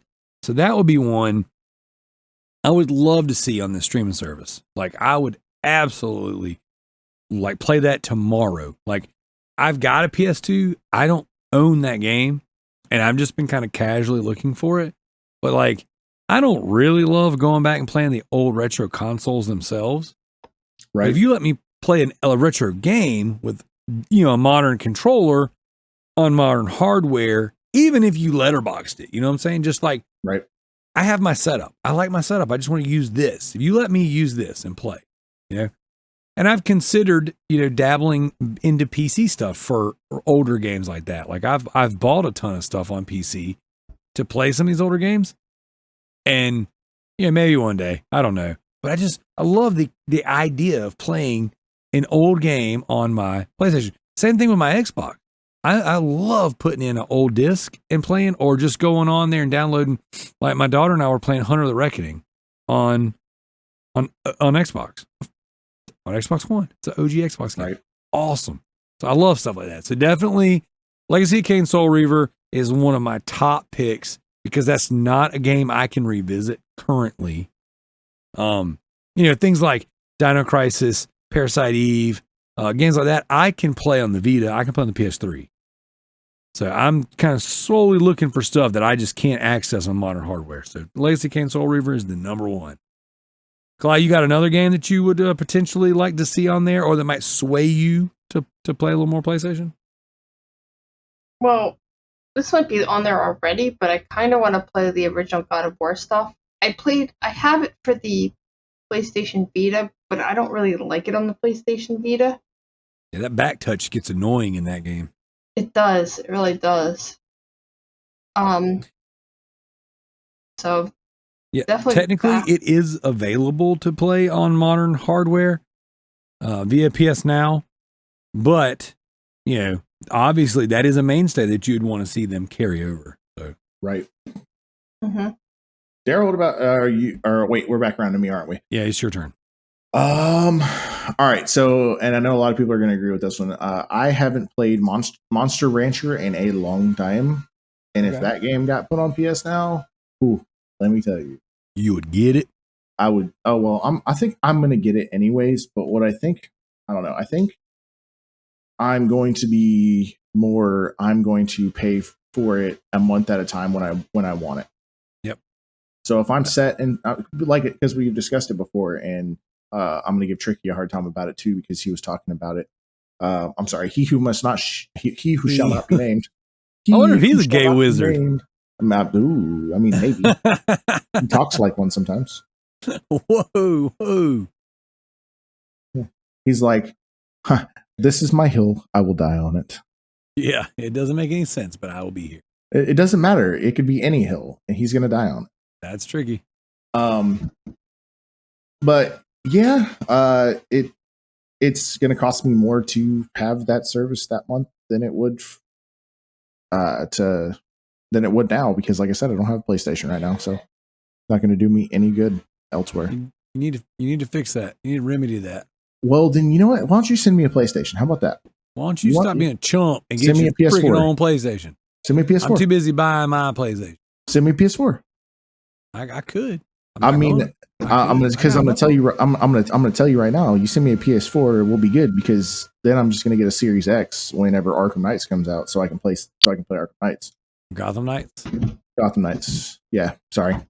No, it's pretty much Arkham Knights, but yeah, Push Square and all of them keep putting Arkham Knights in their header. Oh, it made me so mad. Isn't Gotham Knights going to be on PC anyways?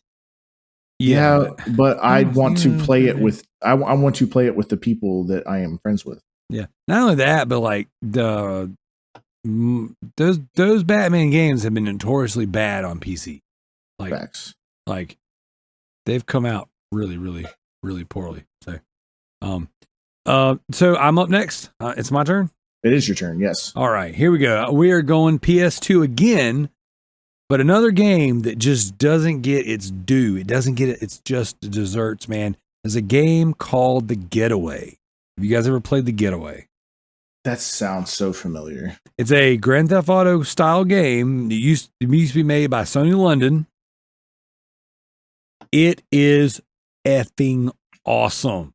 Sleeping Dogs reminds me a lot of The Getaway. If it was in London, not Hong Kong. Like, yes, I have played that because it was on the PS2. I remember I got that one and GTA 3 at the same time, but I like GTA 3 more because it felt.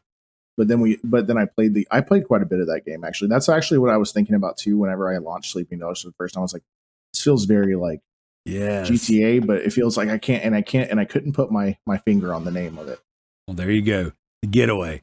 We were pitched I think it was The Getaway and The Getaway 2. If I'm not mistaken, there was two of them, but we were pitched another game and then they shuttered the studio or they pivoted and did something else. But dude, oh my gosh, The Getaway was so good. So freaking good. But yeah, totally would. Yeah, that one, let's see. Yeah, it was definitely Sony London, third person sandbox. Sequel, The Getaway, Black Monday. Second game in the series that was developed in 2004. And then The Getaway 3. It was canceled, yes, in 2008. Yep. So The Getaway 3 is the one we were promised. Man, that's a game right there. And see, this is, to me, if Sony wants to win, and I'm not saying win like the console war, but if they want to have a winning, like solid subscription, solid lineup to kind of right the wrongs of where PS Now has been lacking, they would take and look at their catalog. It's like, well, what's not available? Let's make it available. This is first party right here. All first party stuff should be available. And then, especially old first party stuff, that should be on the service. Not the new day and date stuff, but like, there's no reason why The Getaway 2, freaking all the Siphon Filter games, these should all be available on this service. So man, I would play the freak out of some Getaway. All right, Kalai, you're up. SSX Tricky from PS2. Okay. Hey, I remember that. That was a good one. Yeah, Jim and I love that game. Jim and I took turns playing that game to like beat each other's scores and stuff. That's dope. I don't remember that game. Those are fun games, man. You don't remember SSX Tricky? Mm-mm. It's actually I think it was on multiple, wasn't it? There's nothing been anything like that. I played it on PlayStation, so I don't remember. It might have been on OG Xbox. Not Xbox. I want to say Nintendo. Maybe. Oh, yeah, GameCube. Yeah, I think it might have been on GameCube. Yeah. Highly recommend that. Totally good game. Really good game. But yeah, I would love to play. I'd like to play that again. I don't know if that would feel great today because back in the day that felt like such a smooth game. I don't know that it would hold up, But then again, games like the Getaway probably don't hold up either. So I'll still play the freak out of them. By the way, I wanted to correct myself. It was Team Soho that made the game. I said Sony London, but I'm looking at the Wikipedia for it. It says that Team Soho made it. Okay. So, all right, Zach, you're up. All right. I'm going to go with a PS2 game this time. It is Area 51. It was a very good first-person shooter. Yes. A lot of people didn't really care for it because people didn't like the heads-up display was kind of weird. But I really enjoy the game. For FPS, it was probably one of my first FPSs that I ever really played. Before I played Halo, and Halo's what made me fall in love with the genre. Yep. And I still thoroughly enjoyed playing this. I remember we had you remember those old portable car VHS players that had the 7-inch screen, the tiniest screen known to man, and it was heavy, the size of a brick. Or the size of a cinder block. And I remember I took that to my grandparents because I stayed with them one weekend. And I took my fat PS2 and I plugged it in and I played this game on that tiny screen. I just don't know how I did that as a child. I definitely couldn't do it now, but it was good. Heck yeah. That's a good one. All right, I got another PS2 game, and it's technically two, so I'm going to cheat. I'm going to do two of them, but I feel like in retrospect, if they were ever remastered, they would put both of them on one package anyways. But it is Resident Evil Outbreak File 1 and File 2. So Capcom and Sony together has always been peanut butter and jelly. You know what I'm saying? Just a match made in heaven. So Capcom created this, multiplayer survival Resident Evil game, The Outbreaks, where you could get online and you could play with, I think, 8 characters, but you had to have the little 512 modem box that plugged into the back of the PlayStation 2. Right. And you had to have a dial-up connection or whatever. So no one had that. Nobody was playing this game online. I bought it because you could mod your PS2 with that little box because it would hold a hard drive. You would put the box on there and it would hold a hard drive on the inside. So I had it. It came out with Final Fantasy 11, I believe it was. And so if you had it, you could play Outbreak File 1 and 2 online with people. It was such a cool freaking experience. And that's, but again, it was way ahead of its time, way pre-internet, way pre-multiplayer stuff. So the fact that this has never resurfaced, never been remastered, never been remade, just doesn't make any sense. Because it's why you have today, that would be a gold mine. That would be awesome.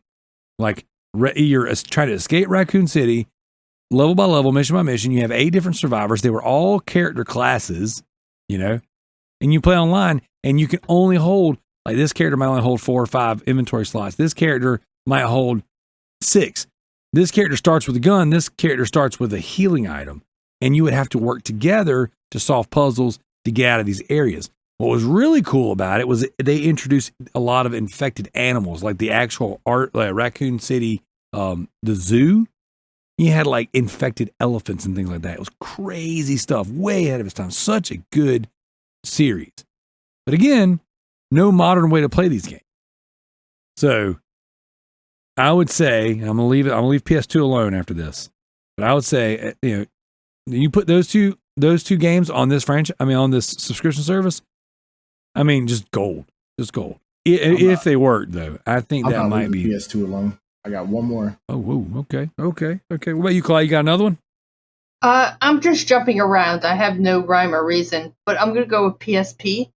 Monster Hunter Freedom Unite. That was a popular one. Hard as balls. Never played it. It's hard. I believe that. I'm just a huge Monster Hunter fan. Yep. Now, to me, again, there's no reason why this wouldn't be on there. Because they're advertising PSP games, and that was a super popular PSP game. Matter of fact. Okay. What you got, Zach? All right. So I will end it. I'll end the PS2 area with my last one. So Shadow the Hedgehog. Okay. Super duper underrated for a Sonic game.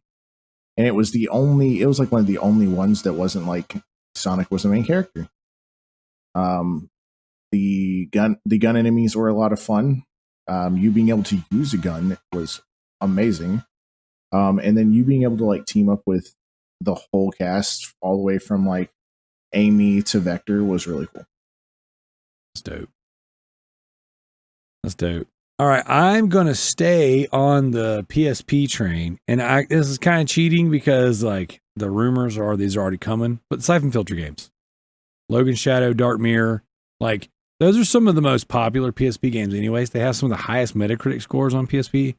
That Sony Ben stuff, like those games should be on this service. The fact that Siphon Filter, again, is not playable on modern platforms is a crime. And, if there's one thing Microsoft does better than Sony, is they've made their old first-party games accessible. It's like, hey, get with it, bro. Like, there is such a historically vast library that like Sony's like, we're not even really worried about it. I would play the freaking crap out of that. So, all right, Kalai, you're up again. I'm sticking with the PSP and gonna go Persona Shin Megami Tensei. Yes, I was hoping somebody would mention that. I'm not a Persona Shin Megami Tensei fan, but I know how popular that is, and I know how important it is. And that is one of the highest rated PSP games on Metacritic. I have never played a single Persona game. Do you like JRPGs? JRPGs? I actually don't think, off the top of my head, I can't tell you that I've really played one other than maybe, the Sword Art Online games. I've played Fatal Bullet. That I'd consider that a JRPG. Well, have you played Final Fantasy at all? Well, yeah, I've played Final Fantasy 7, 1, 2, 10, 10, 2, and 13. Those are all JRPGs. And, I grew up with Final Fantasy 1, Final Fantasy 2, Final Fantasy 7. I had to have a PlayStation 2 for that. But I didn't really understand JRPGs till I actually went out of my way to find them. Like, Final Fantasy does not do justice to how in-depth JRPGs are. Do you have a Switch? My wife does. Okay, there's some good stuff on the Switch. I'm a really big fan of I'm tired. I can't even think of it. No, you're good. We'll wrap it up here in just a few minutes. Zach, you're up. Staying on the platformer train for me, because that was the majority of what I played when I was younger. I'm going to go with Croc, Legend of the Goobos. Oh, it was another really good 3D platformer that I played during that time. I don't know, when I was younger, that was kind of like my niche, because that's what I started playing. That was like my first video game that I remember distinctly playing was Super Mario Brothers. So as I was getting older, like the games that I stuck with were like Pokemon and like platformers. So Croc was another like off the wall one that I remember playing. It was about a little crocodile, and You ate bugs and collected gems, and it was a really good time. It was on the PlayStation and the Sega Saturn. Dope. So wasn't a lot of places. So if they could grab that game up and put it on, I'd definitely be playing that over. You know, a lot of this is just making me want to download an emulator and play it on my computer. Dude, you know what? That's a good freaking idea. So I pulled up the Metacritic for PSP games. It was just kind of browsing through. And oh my gosh, dude, I didn't realize there was 3 Shin Megami Tensei games for PSP. The first Persona is on. My next one would be X-Men Legends 2: Age of Apocalypse. One of the best games ever made. X-Men Legends 2 is so freaking good. Did you guys play any of the Ultimate Alliance games? No. No. Do you like Diablo? Yes. Diablo with X-Men. Okay. Dude, they're so freaking good. So good. Especially X-Men Legends 1 and 2. X-Men Legends 2 being the better of them. But oh my gosh. So that's one of my it's not really a gem, but it's a gem to me. But that's one of my gems on PSP. Is that particular game. As a matter of fact, Kalai, while you're bringing up your next one, I'm going to mute my mic. Wow. I'm sitting here looking through stuff. I don't know if I have another one right now. Do you have another one, Zach? Yeah, 110%. So my first real weird fighting game, I guess, on the PSP was Final Fantasy Dissidia. And I really, really, really, really enjoyed that one. I actually own it digitally, so when I buy a new battery for my PSP, I can play it again. Do it on my PSP. I need a new battery. I have the white one. It's sitting in a box, and I'm just haven't played it because I don't have a new battery. Yeah, they're only like $10 on Amazon or eBay. I just replaced all the batteries. There's a store that is down the street from my house that has them for $15-$16. I just haven't taken the PSP down there to make sure I have the right one because I don't know what model I have. Yeah, I got lucky and got it from somebody in a bundle. So I bought a bundle box a couple years ago, and it had two PS1s in it, a PS2, a PS3, and 2 PSPs. That's where I got my PSP Go and the PSP I have, but the PSP I have didn't really work.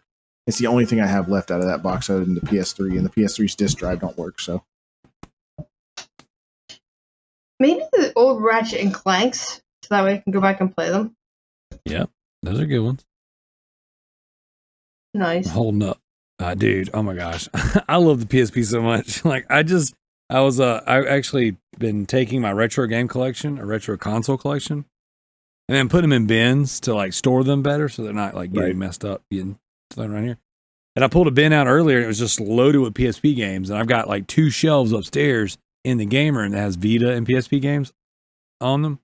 So I just happen to have these. So here's another one staying on PSP, Gangs of New York. But again, another Grand Theft Auto style game, getaway style game. Excuse me, Gangs of London. I'm sorry. Gangs of New York's a movie. The Gangs of London. Oh, so cool. This one's a little more for GTA was good too. This one's not like an open world one. This one's a little more tactical squad based stuff. Okay. Just cool game. Cool game. But just the theme is just that we're talking about the getaways. Not saying that's one I would love to have on there, but all right, I'm gonna change it up a little bit. I'm gonna go PS1. All right. So I've already mentioned the Parasite-Ds and things that are already playable. I'm not trying to ask for that again. Silent Hill 1, not playable on a modern service. I knew you were going to say something like that. I was waiting on it. I was like, wait a minute. The first Silent Hill came out on PS1. He's going to mention that. Now, the first Silent Hill you can play on PS Vita, but the way you have to do it is weird. You have to download it to a PS3, but you can't install it. You have to keep the little download bubble, then you have to transfer that remotely, through the cord to your Vita, and then install it there. You can't just download, or at least at one point in time you couldn't. I haven't done it in so long. maybe it's different. You couldn't just download Silent Hill 1 straight from the store to a Vita. Right. So it won't, there's a handful, of those old PS1 games that are weird. And that was one. But again, like in this modern age, you should be able to play Silent Hill 1, one of the most iconic survival horror games ever made. You should be able to play that. No issue. You guys got any more? Crazy Taxi. Oh, yeah. Crazy. I was always a fan of that game. I thought you could play that on modern consoles, can't you? I think you can play on Xbox. Yeah. You probably can. But there was more than one. There was like 3 Crazy Taxis, and not all of them are available. Twisted Metal. Oh, yeah. The original would be really good. And I think I mentioned it while you were out, but Dissidia 12. Yep. So that, like I said, that one, and then if we're, man, it's hard. There's a lot of games that I would really like to see again. So many games, dude. Because, like I said, that's what I did the rational thing, and I started. My first console I owned was a handheld, and it was the Game Boy Color, and then I got a PlayStation 1, and then I got a PS2, and then I went to Xbox 360. I did it the right way. There you go. Never turned back. But man, the first console I owned was this Pac-Man arcade count. Yeah, sure. We get it, Mom. You're old. Burnout 3, baby. I want to play that. Burnout Revenge was Burnout Revenge was so good. Oh my god. So good. So good. All right, I'm just going to start spitfiring a couple different random names, and you guys tell me if you ever played it or if you were interested in it. Okay. All right. Well, we're going to go with Prince of Persia, Sands of Time. Never played it. Want to play it. Never played it. Not sure I want to play it. I never got into Prince of Persia, but that's another one that I said I was gonna leave PS2 alone, but I lied. What about Time Splitters 2? That's another. Never played it. Never played it. Man, we are not doing hot. I've never played it either, but I've always heard how good Time Splitters is, and the Embracer Group acquired the studio and the IP, matched them back together, and supposedly is doing another one and remastering. What about Beautiful Joe? Never heard of it. It's a Capcom joint. Okay. Did you guys ever play any of the NBA Street games? Yes. God, so good. I'm actually missed it was the Madden one. The football, the Blitz? Yeah. There was I think there was an NFL Street. I don't remember if it was there on was. PS2. But I remember NBA Street being like some of the best basketball stuff out there, and then NFL Blitz being some of the best. Yeah, there was an NFL Street. That one, oh my god, it was brutal. And it was on PSP too. That's what I played on NFL Street 2 on PSP. So, what about Half-Life? I have never played it. I'm gonna make Levi really, really upset. I haven't played 1, 2, or Alex or anything like that. Dang, Zach, you're a PC guy too. How have you not played the holy grail of PC games? Because I didn't start getting really into PC until like a couple of years ago, and it was and as weird as it is to say, I got into PC because everybody was every one of my friends was talking about like DayZ, League of Legends, and stuff back when it was like first getting popular. Oh, that's all right. I can piss them off even more. I played Half-Life 2. It's not worth it. I liked it. I thought it was a good game. It doesn't age well. A lot of the most popular, PS1 games have been, kind of remastered or they've been ported over. Again, Legacy of Kain Soul Reaver has not. That's one. Siphon Filter has not. I know the license stuff won't make an appearance, so I'm trying my hardest to stay away from it, even though it literally kills me because some of the best licensed stuff ever made is on these old systems, and they're just stranded there forever, like Punisher, freaking Spider-Man 2, these old games. Now that you said something, the original Spider-Man game where it was all rooftops and like inside of buildings because that fog. Oh my god! I can still remember the cheat code to unlock everything in the game to this day. Dude, heck yeah. What about Bushido Blade? Did you guys ever play Bushido Blade? Nope. No. Oh, so good. It's a Japanese, like, 2D, 2.5D. I mean, it says 3D environments, but essentially it's like a duel game, and you could sit there and sword fight each other and your different stances, whatever. But like there was like one hit kill moves. Bushido Blade's demo was on a demo disc, like a jam pack or something I got, and I played it so freaking much. I'll be honest with you, I don't even know if I owned the full game. I just remember playing that demo. So, all right, I'm going to do one or two more, and then we will land the plane. We got there's so much good stuff in here. So you can play it on PC now, so I'm going to give you one more, but I played it originally on PS2, and everyone talks about how iconic it is. Star Wars Battlefront 2. Yes. With online capabilities. Yes. With you can play it on that would PSP be- as well. Can you really? Oh, that's right. Yeah, they Yes. did release it for PSP. Yeah, It that's is so good. yeah. Yeah, that right there, that's awesome. Onimusha 2, Onimusha 3. I know Onimusha has been remastered, but 2 and 3 have not. We need those. Those should be playable. Capcom, come on, baby. Make it happen. Make it freaking happen. So, all right, I'm going to pick out one more, and you guys might have played this on Xbox. I'm not sure. Did you ever play the game Mercenaries? No. Is that the one where the guy on the cover is biting the pin out of the grenade, right? No, it's got 3 characters on the cover. One's got an AK on his shoulder. The other 2 are just walking. But Mercenaries. Oh, I played Mercenaries 2. That's the one I'm thinking of. I've never played the first one. So Mercenaries 2, either one.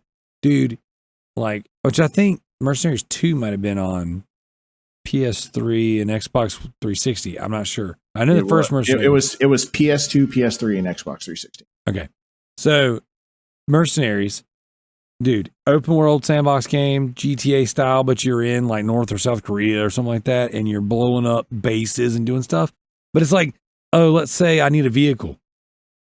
Hit your D-pad, goes up to your thing, and you're accumulating money for all the contracts you're doing and all the different people you're killing and all the stuff you're blowing up. So it's like, I need a tank. As long as I got the money, I can order it. A helicopter will come in, drops me a tank off. I need rocket launchers. I need AKs, whatever. It was awesome, dude. You just freaking go and destroy stuff.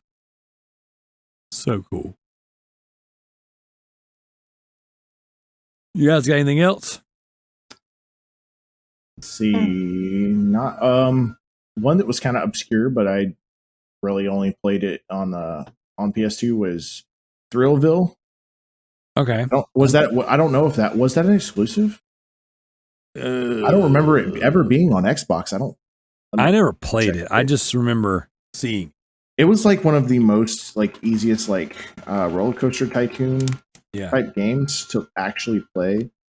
No, it was on everything. They even have it on PSP. So I see things that I'm just gonna start picking up. That one actually was on PS2, PSP, 360, Wii, and Nintendo DS. But I'm guessing it probably didn't play the greatest on Wii, Nintendo DS. Why not? But it was kind of cool because you could talk to your customers and stuff like that, and do different like little mini games and stuff like that. Heck yeah, dude. So that one was a good time. All right, I said I wasn't going to do any more. I said I was going to do one more, and I did it. I'm going to do one more for real, and then we can land the plane. PsyOps, the Mindgate Conspiracy. I talked about this game on the show. This game is third-person action, but with telekinesis powers. And what was so cool about it is you could pick characters up with your telekinesis powers with one hand, and then you'd have like an M4, or an AR in your other hand. You could shoot them. You could launch them across the building. This was Star Wars Force Unleashed before Force Unleashed, and it is awesome. That's a must-play game. If they had it on there, whoa! I gotta be honest. I am preparing myself to be disappointed, but I would love to be blown away by all this stuff. And if I got a third of the games I wanted, I would take some days off of work and just sit back and play. Oh, 110%. Like I said, I think I'm going to download an emulator before the end of the night. Do it. You could actually download an emulator, Darrell. It wouldn't hurt your laptop at all. If that's something you would consider. I should. I should. You should. And then we can start playing through some PS1 games together. And we should do that. Do some discussions. I think I mean, not that we're going to download ROMs or do anything illegal. Nope, we wouldn't do that. We're just going to play through totally legit. Oh my God, I forgot Fatal Frame 1 and 2. I'm gonna put my my PS1 discs in my computer CD drive, and I'm just gonna use an emulator to emulate the console. I've got a oh my God, I've got a floppy disk. Yep. You have the original copy? Yes. You have the developer copy somewhere. I got Def Jam Vendetta. Oh my gosh. PS2 was just loaded. One of the best games ever made. All right, let's get out of here. Thanks, guys. This has been the Loot Bros Podcast. Man, I am just like drooling over all these freaking games over here. I'm so stoked. I hope this doesn't suck. I got low expectations. I got to be honest with you. Xbox does backwards compatibility better. They have taken better care of their older games than PlayStation has. And the fact that they do so many things now just to make their old games run better on their consoles with boost performance and frame rate, upgrades and things like that. I just don't know that Sony's ever going to care, the way Xbox does. So, man, I wish, because Xbox just doesn't have that vast library that Sony does. And it's a freaking shame that they don't care like Xbox does. So, low expectations, but I'm hoping this is going to be good. Thank you, Kalai. Thank you, Zach, for coming on, talking shop with me. The next couple weeks, we're going to have a bunch of interviews. So we'll be doing a whole lot less rambling and BS and a whole lot more talking with devs about their upcoming games. So appreciate you guys. Like, share, subscribe, leave reviews. Go to Spotify, give us the stars. We're going to be giving away merch. We're going to be giving away stickers. By the way, guys, hang on, bear with me for just 1 sec. While he looks for whatever he's looking for, don't forget we also have a Patreon. For as little as $1 a month, you can get access to our extra episodes. And we do have several tiers, and our top tier at $25, you can make one of us play a game like WWE 2K22 and make my life miserable. That's right. Hey, she said it tonight. She said it right.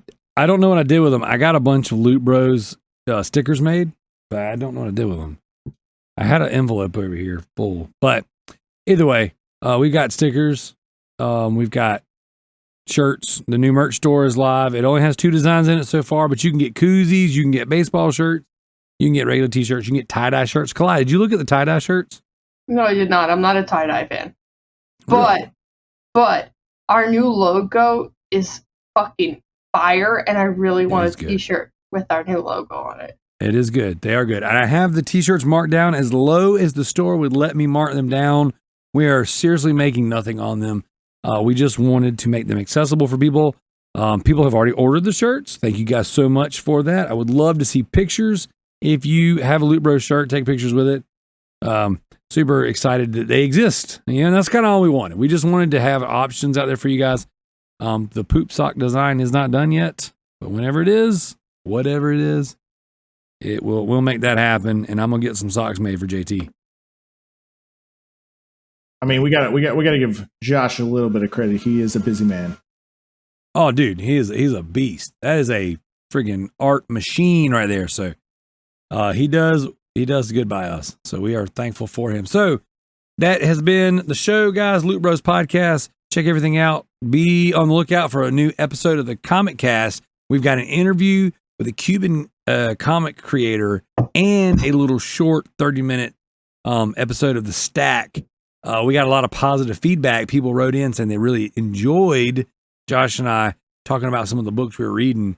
And so I went a little obscure this week. I actually picked things that were not norm, not mainstream, not part of the big two. Read some phenomenal books this week. Zach, I got one I got to send to you. It is freaking dope. But yeah, that's us. Loot Bros Podcast. Thank you, Kalai. Thank you, Zach. Smell you later, Joe. What's up, everybody? Welcome back to the Loot Bros Podcast. I came on here just to give you a special little outro. This week's outro is actually a remix of the podcast theme song, Time Is Running Out. Now, this is a RPD/Ninja Loot joint. For those of you guys who don't understand what that means, Ninja Loot is the main band. That's the band that I've been with, and I started back in 2006. We put out music very, very slowly for whatever god-awful reason. But I have a side project called RPD, Resurrection Pending Death, and that's where I kind of do a little more rap rock and experimental stuff. If you guys are interested, I've got some demos and some like weird stuff, like some very experimental things that I've never played on the show before. I don't know how much of interest is actually out there. I don't even know if most of you guys even care that I put full songs at the end of the show, but I think it's cool. It's something I like to listen to, so that's why I do it.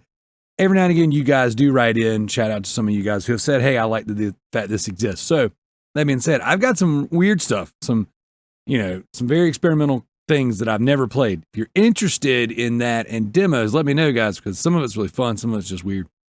But this song, a listener actually remixed our song. I've got 2 remixes out there. So if you're listening to the show, Loot Bros Podcast, and you're like, hey, I'm a fan, I do music, I can remix some of your stuff, let me know. I would love for you guys to take some of our stuff, remix it, play around, see what you come up with. So this is a remix of Time Is Running Out.